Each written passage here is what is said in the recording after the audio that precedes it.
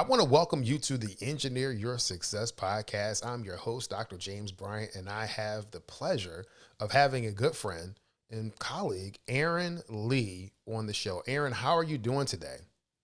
I'm doing good. It's almost summertime around these parts as we're recording. So count down the days for the kids to get out of school, really shift gears, and love on them this summer. Spend some good time, some good quality time with them outside, and not have to pack lunch every morning. That's what I'm counting down the days for.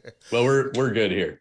No, that is good. So Aaron and I met each other because at the time we were both radio show hosts for the International Business Growth Radio Network, IBGR. And so that's really where I began my journey of podcasting or doing things that are live.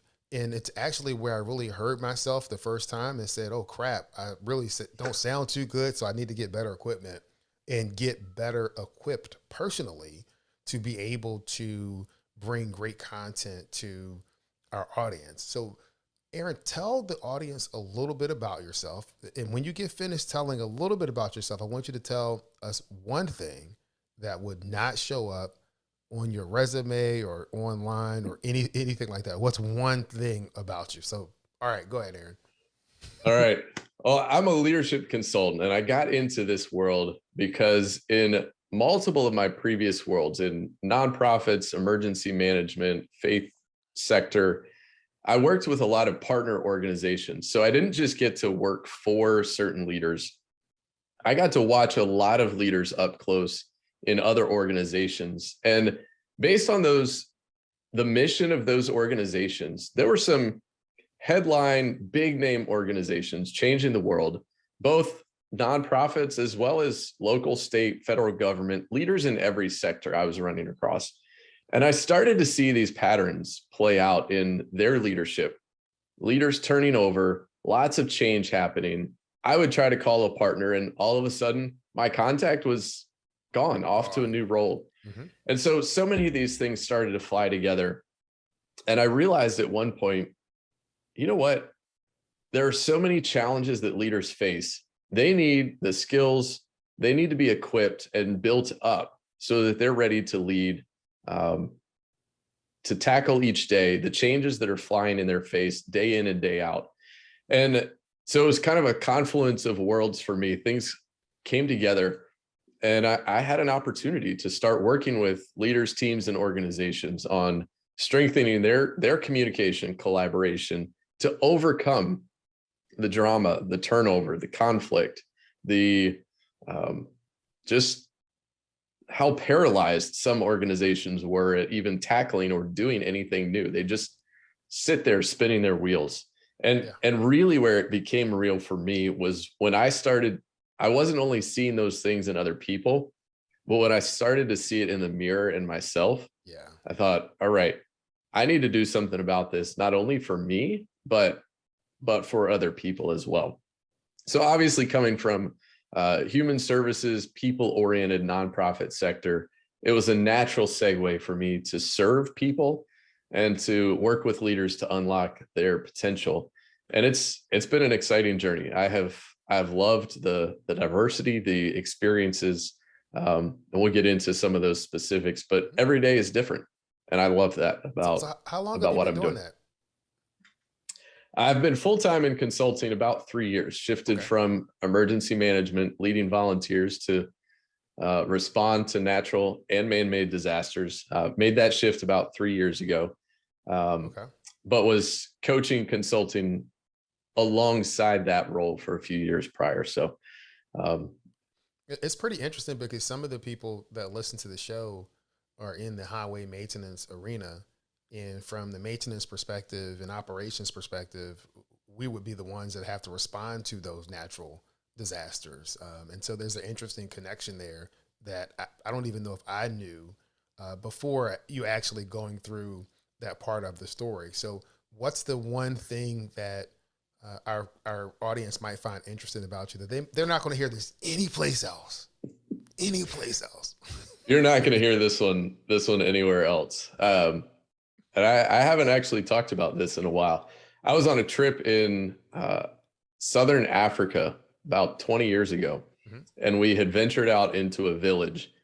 So the long and short of it is I have a criminal record in a police station in a small town in rural Zimbabwe, because they didn't like us being there as Americans. That was really politically what it came down to. Thankfully, we had a contact with one of the big hotel chains. He played the tourism card and said, if you lock these Americans up, which we were real close to spending a night in this rural Zimbabwean jail. He played the tourism card and said, if you do this, we won't ever have tourists again. And so they let us go. But this was, like I said, about 17, 18 years ago, actually. I had one of the early iterations of a digital camera. So the one thing they wanted was to see our photos so they could confiscate any images that they didn't want out of the country. And so they confiscated my digital camera. I swiped out the memory cards, put a blank one in. So when our team leader went back to pick up our cameras, they said, what is this? He said, oh, I'll show you. Here, get together. And so I got one picture on my camera when I got it back, which was our team leader and 2 police officers in that police station. So that he could prove to them what a digital camera was. But kind of a fun memento to get back on my camera when it came back. No, that's pretty cool. And I see, for those of you that are looking at the video, you have your book. How many books have you authored, or is it just the one book? Just the one book, The New Generation Leader. Published that at the beginning of 2021. That was my COVID project. I had outlined it back in 2019, sat on it for a while, but brought it to life through that COVID year that we all had.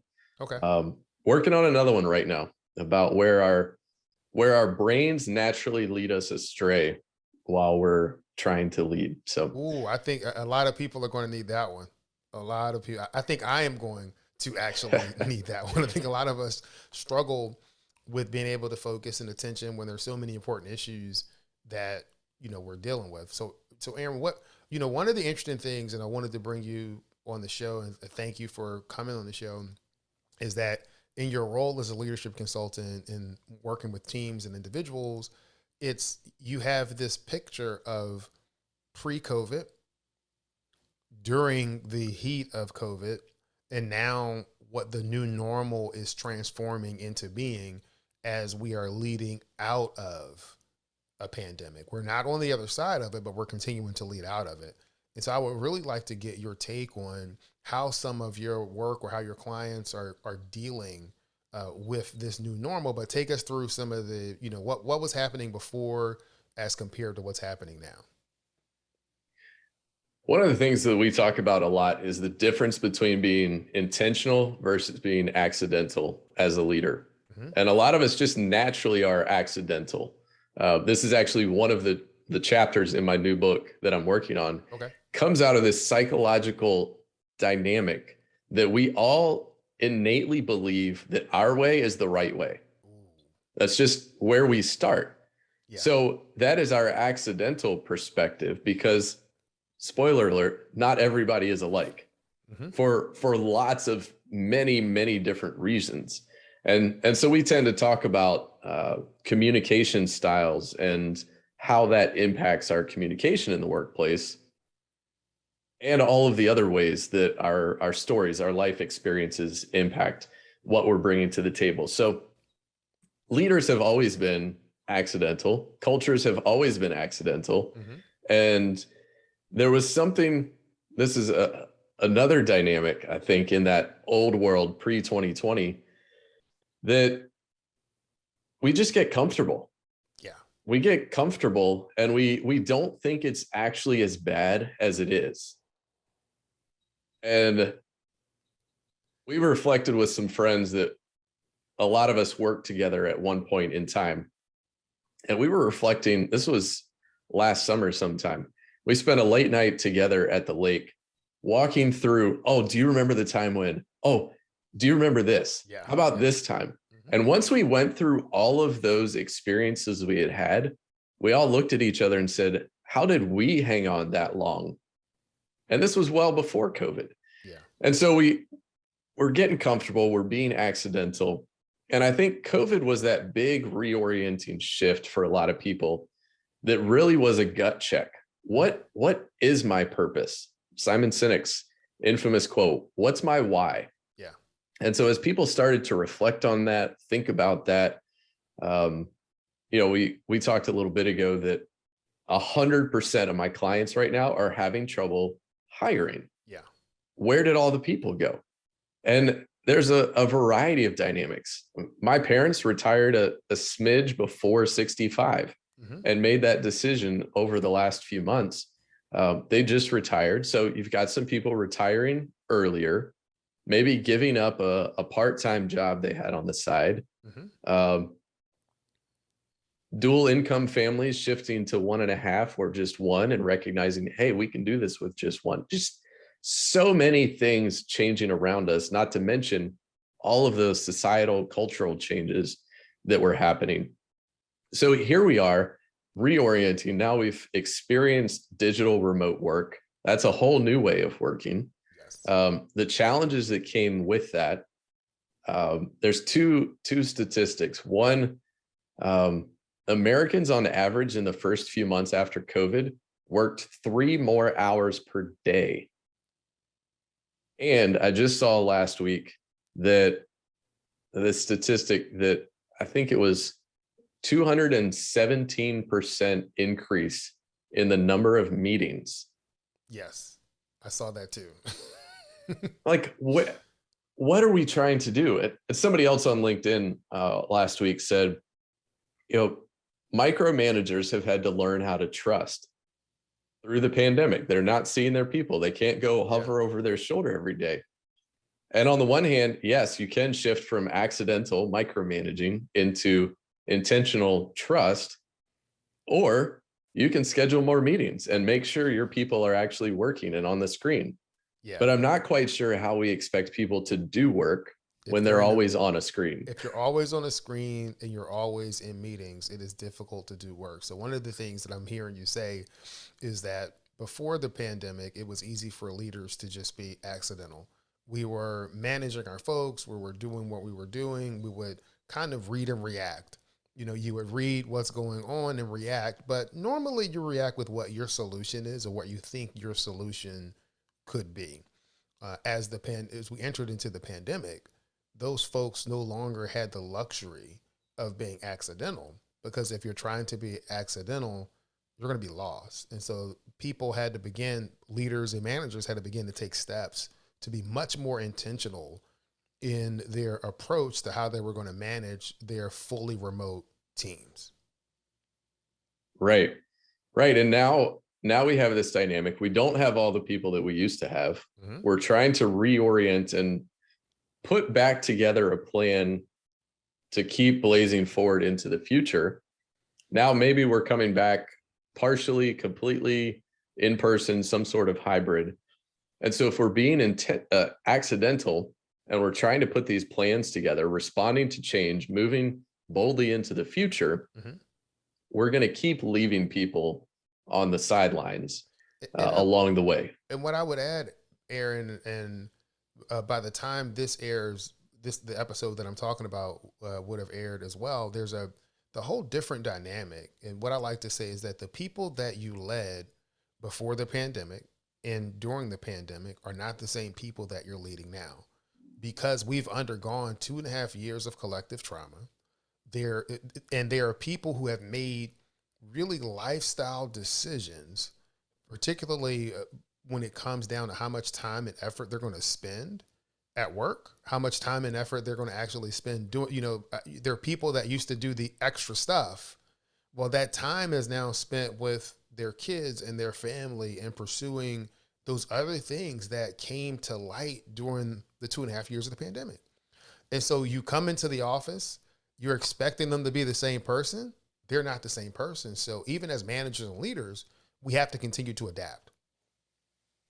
Right. And I don't know about you, but I have found even more so in the past few days, this brain fog, my own confusion. I'm trying to come up with a name or remember a person or a book or a resource, whatever it is, I'm like, I'll think about it eventually. It'll come to me at some point. Mm-hmm. And I've found over the last 2 years personally that, like you said, that trauma that we've been through, the experience that we've had, has pushed us and stressed us and challenged us all. That when we think about what we have to do at work versus raising the bar to what we want to do at work, Yes. a lot of that want to isn't happening for a variety of reasons. Yes. And for me personally, I'm struggling for some of those want tos, the extra things that I'm, at the end of the day, for a variety of reasons, I just don't have that burst of energy like And I would have 2, 3 years ago. yeah, and you know what, Aaron, I tell you, as I tell my clients, that's okay. It is okay, because you're comparing yourself to your previous self, right? Right. You're saying this is, well, I used to have this energy and I used to be able to do this. I could work all the time and then do this. No, that's not who you are right now. That is not who you are. Now Yep. that may be, it may be good or bad if that's who you want to be. But I say take stock, look at your whole life and see, where is that energy now going to? Is it going to more self-care? Is it going to more time with the kids? Did you use that energy packing lunches, for the kids that you mentioned a little bit earlier? But it's like, it's okay. It is what it is at this point. Right.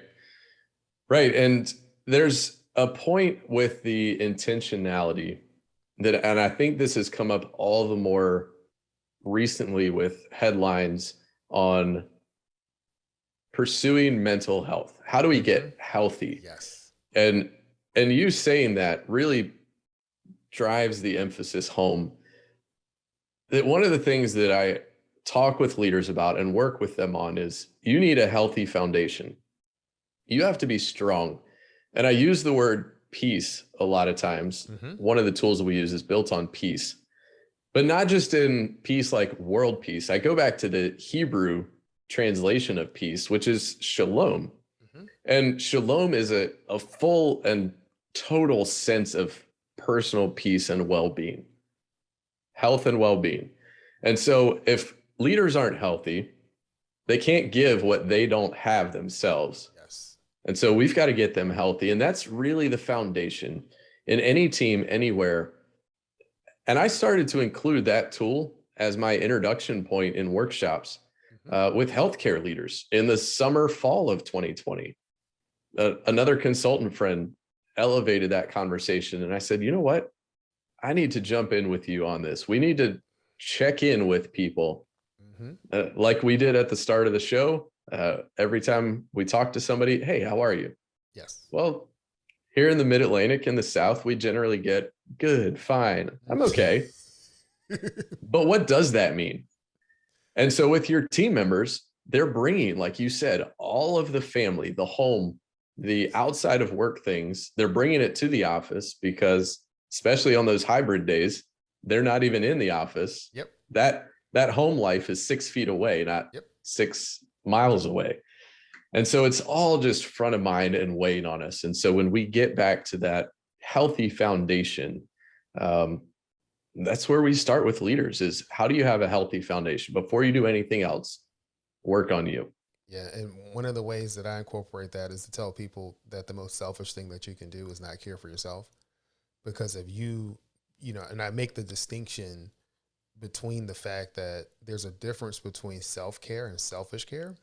Mm-hmm. In self-care, you are doing the things that you need to do to be able to be restored and have the energy so that you can pour your life out as a leader into the people that you're leading, whether that's your family, whether it's your church, whether it is your community.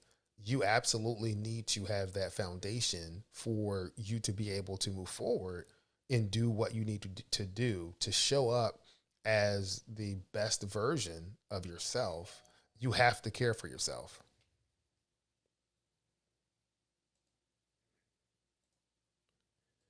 All right.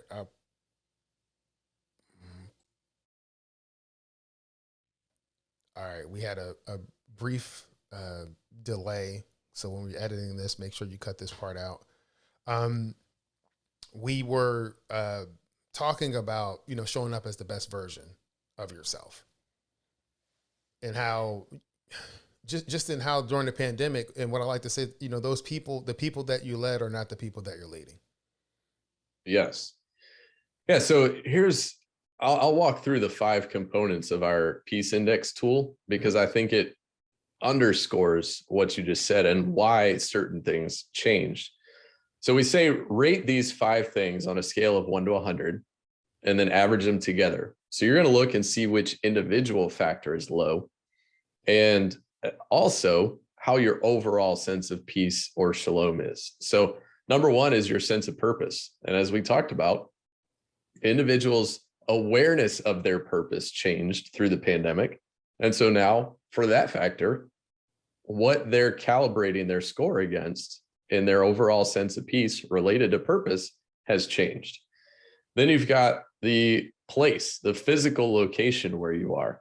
And I know a lot of people, there's one team I work with, and I've been on site with them. They're in one of those cool mixed use urban settings. They got great restaurants down the street from their office. They've been remote now for 2 years. Yeah. They haven't been able to visit their favorite restaurants. People talking about their commutes being different. As bad as their commute may have been, they enjoyed listening to podcasts or a radio show, catching up on this podcast. Without those times and triggers and transitions, there's been positives, there's been negatives, but we've also had to adapt our homes into our workspaces. Yes. And so place is a significant factor for people. Then we've got provision. Do you have what you need? And, our current reality right now, inflation and gas prices and all those other factors, that's an influence on how well we're able to provide for ourselves and those who are relying on us. Then we've got personal health. And in this factor, we factor in physical health, mental health, and spiritual health. So in all of those ways, what's most important to you? How is your personal sense of health? And the 5th one is people. So how are those people relationships? Mm-hmm. And at work, one client team I was talking to last week said we had an incredible in-person culture, but now their headquarters has moved, their key leadership have moved. They will probably never go back to that in-person culture all in one place. And it is not the same in a virtual environment. They can't pop in. They can't just catch up over coffee, or in this case, it was a workplace where they open the taps at 10 a.m. in the morning sometimes.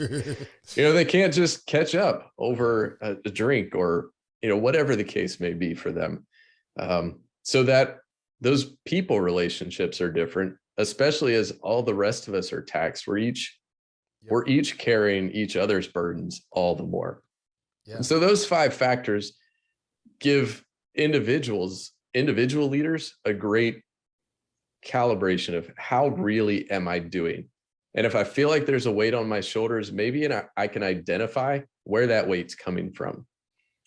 And then if I'm leading people, I can check in with them more than just, how are you today?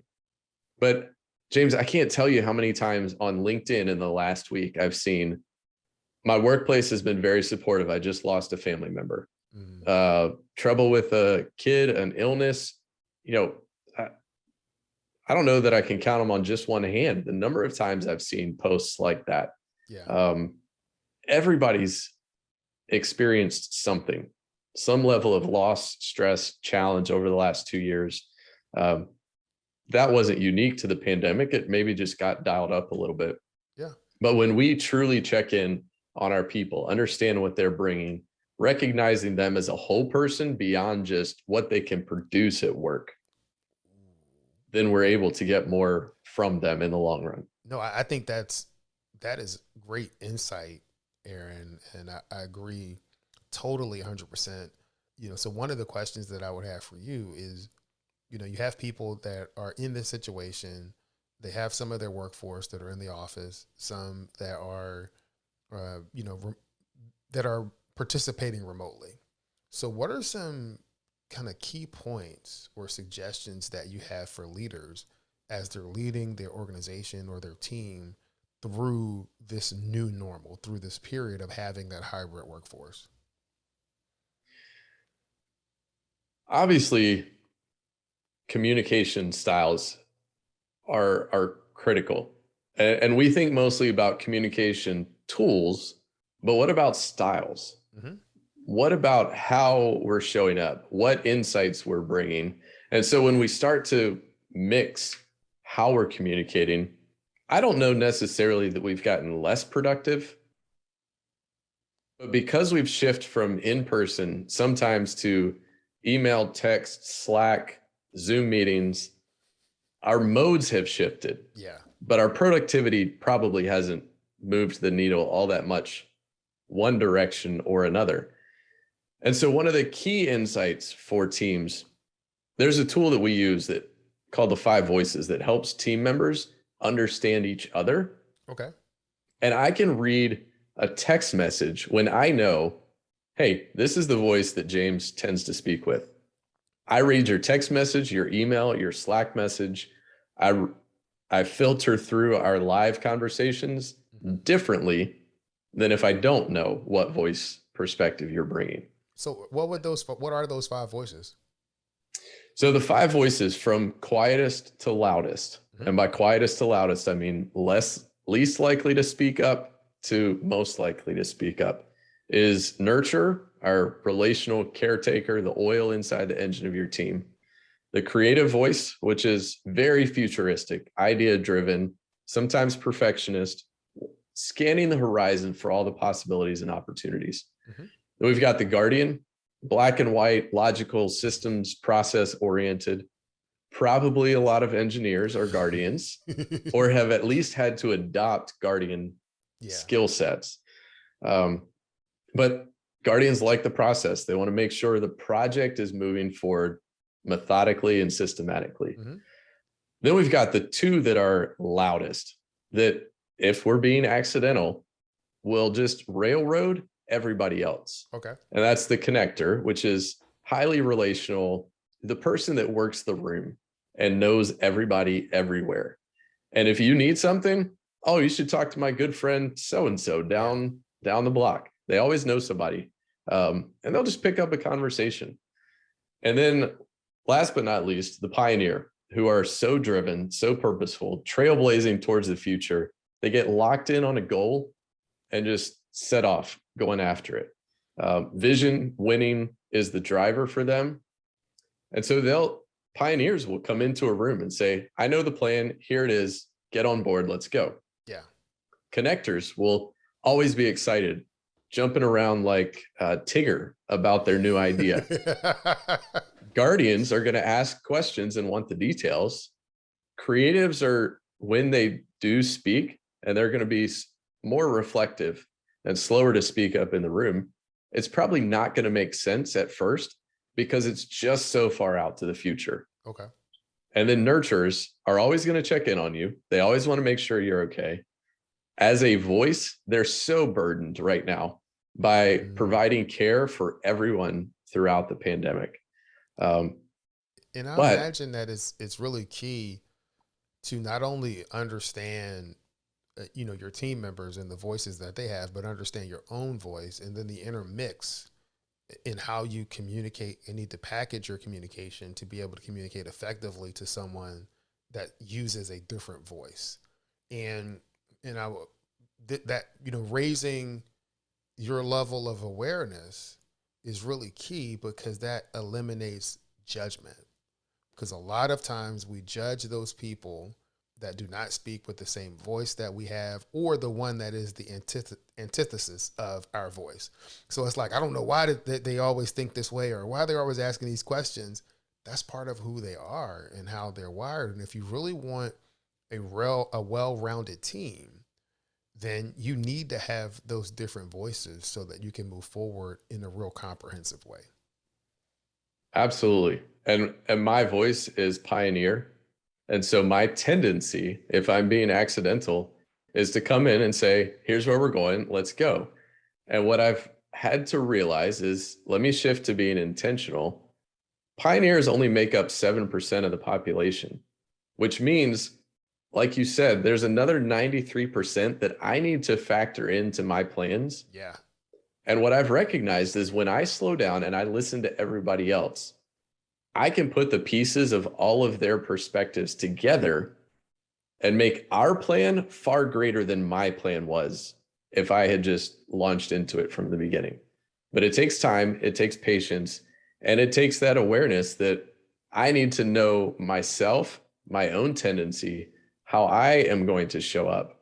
And I have to make a choice to show up differently and to prepare differently and follow those nuances of the Yeah. people I'm working with. Figure out, like you said, how to build a bridge and communicate, even if it's not natural for me, communicate in a different kind of way to someone else, whether it's a team member, whether it's my wife, Yep. my kids, the team I'm coaching at the Little League, whoever it is, I've got to translate that to meet them where they are. Yeah, man. Communication is absolutely key. You know, as we are about to wrap up this particular episode, are there any other kind of success principles or words of wisdom that you would have for the, our podcast audience?